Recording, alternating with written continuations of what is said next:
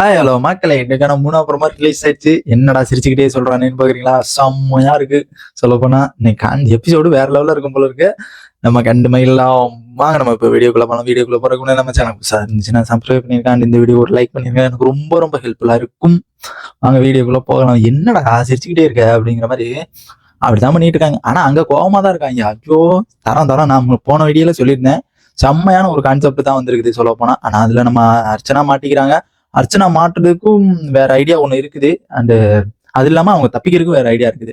என்னன்னா நம்ம வினிஷா தான் ஜாலியா வினிஷா இருந்துகிட்டு நம்ம நெக்ஸ்டனை பத்தி கேட்கறாங்க. நெக்ஸ்ட்ல வந்துட்டு நீங்க எப்படி டார்கெட் பண்ணி சொல்லலாம் அப்படிங்கிற மாதிரி என்ன வச்சு உங்க ரெண்டு பேத்துக்குள்ள பிரச்சனைனா என்ன வச்சு எதுக்கு கேட்கறீங்க அப்படிங்கிற மாதிரி வினிஷா அர்ச்சனாட்ட கேட்கறாங்க.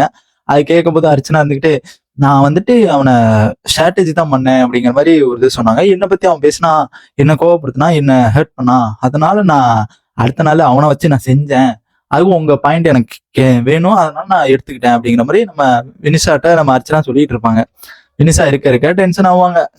ஏர் ஏர் ஏர் ஏர் ஏர் ஏர் ஆனா வினிஷா எதுக்கு தான் டென்ஷன் ஆகுறாங்கன்னு எனக்கே தெரியல. என்னன்னா இவங்க இருந்துட்டு ஒன்று பண்றதுக்கு முன்னாடி யோசிச்சிருக்கணும். பண்ணதுக்கப்புறம் நான் 70 கேமராக்கு முன்னாடி எல்லாம் ஒத்துக்கிறேன். அதுவும் நான் நெக்ஸ்ட் எனக்கு போன் அடிச்சாரா அப்படின்னு தினேஷ் கேட்டப்பே நான் போன வீடியோல சொல்லியிருந்தேன். நான் 70 கேமராக்கு முன்னாடி நான் வந்து பேசிக்கிறேன். 70 கேமராக்கு முன்னாடி நான் 2 பேரும் வச்சு பேசலாம் அப்படிங்கிற மாதிரி ஒரு ஆப் அடிச்சிருப்பாரு. அது மாதிரிதான் இப்ப நடந்துச்சு. அண்ட் அது மட்டும் இல்லாம நம்ம அர்ச்சனாட்ட இன்னொரு கேள்வி கேட்பாங்க. என்னன்னா நீங்க வந்துட்டு ஒரு வயசு கூட அப்படிங்கிற மாதிரி நம்ம அர்ச்சனா சொல்லுவாங்க. ஒரு வயசு கூடலாம் இல்ல, அவனுக்கு எனக்கும் ஒரே ஏஜ் தான் அப்படிங்கிற மாதிரி இவங்க ஒரு பிட்ட போட்டு விடுவாங்க. என்னடா அது, நீ நிக்சனுக்கு சண்டை போட வந்தியா இல்ல அர்ச்சனாக்கு சண்டை போட வந்தியா? நீ பண்ணது உன் தப்பு. இவங்க சொன்னது வந்து இங்க நடந்ததுதான் சொன்னாங்க. நடக்காததை சொன்னாங்களா? நடந்தது தானே சொன்னாங்க. உனக்கு தானே சப்போர்ட் பேசினாங்க. அதுக்கு அவங்க சொல்றது ஓகே தான். ஏன்னா நீங்க சொன்னனால என் இது ஸ்ட்ராட்டஜி அண்ட் என் பேரு அந்த மாதிரி ஒரு இது மாதிரி லீகலா போயிடுச்சு அப்படிங்கிற மாதிரி நம்ம வினிஷா சொல்லுவாங்க. அது வேணா உண்மை ஏத்துக்கலாம் சொல்ல போனா.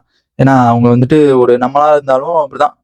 அதுக்குன்ட்டு நீ பண்ணாம பண்ணிட்டு சொல்லியிருந்தா பரவாயில்ல. நீ பண்ணிவிட்டு அது இப்போ வந்துட்டு 70 கேமராக்கு முன்னாடி நீ சொல்றேன்னு சொன்னா இதெல்லாம் ஏத்துக்குவாங்களா? இல்ல ஏத்துவாங்களான்னு கேக்குறேன். நான் சும்மா தான் கேட்கறேன், மிரட்டிலாம் கேட்கல. ஏத்துக்குவாங்களான்னு தான் கேட்கறேன். உன்னை வெளில தள்ளணும். யார கேட்க வந்த நீ? யார கேட்க வந்த? இல்ல வெளியிலே சொல்லி கொடுத்தாங்களா? அர்ச்சனா போய் கேளு, இது மாதிரி உன் பிரச்சனையை அர்ச்சனா தான் கேட்கணும், விஷ்ணு நெக்ஸ்ட்லாம் கேட்கக்கூடாது, உனக்கு வேற பிரச்சனையே இல்ல, எந்த பிரச்சனை லே. என்னங்கடா ஒரு ஆளே எதுக்குடா டார்கெட் பண்றீங்க? காலைன்றனா அனன்யா டார்கெட் பண்ணுது, அண்ட் அடுத்து வந்து அக்ஷயா டார்கெட் பண்ணுது, அடுத்து வினிஷாவா? செம டார்கெட்டு. ஆனா எதுக்கு? தேவையில்லாத வேலை எதுக்கு? பண்ணது அவன், சொன்னது இவ நம்ம அர்ச்சனா. அதுக்கு எதுக்கு அங்க போய் கேட்க வேண்டியதானே?